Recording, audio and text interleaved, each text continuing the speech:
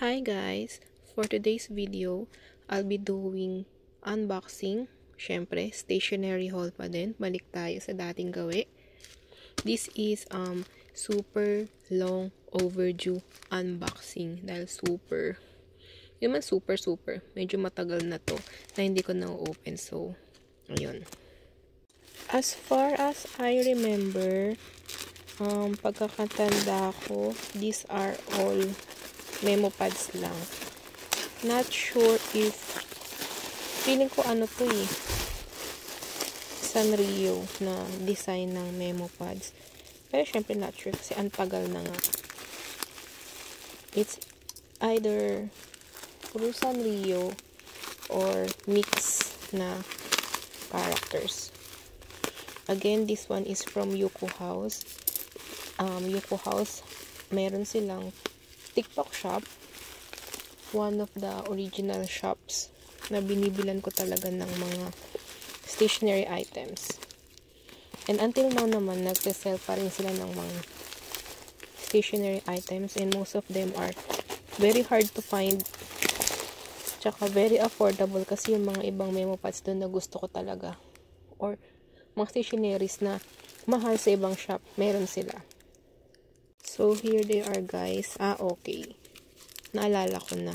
Mga ano to, assorted designs. So, wait lang. Tanggalin ko muna siya. Isa-isa. Wait lang, guys. Nakasiksik kasi. Parang wala palang Sanrio dito, no? Mali pala ng pagkakatanda. So, mali nga ako. Wala nga Sanrio dito. Wait lang, guys. By batch ko siya ipapakita, guys. So, we have 4 batches. 1, 2, 3, 4, 5. Ay, 5 pala. So, ito na unahin natin yung walang rubber band. So, this one. Okay. Parang more on foods siya. So, ito yung unang batch. Yan yung mga design niya. Ang ganda ng colors, no?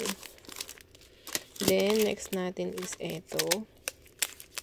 More on foods nga, guys. Cutie, no? Baliktad. Ayan.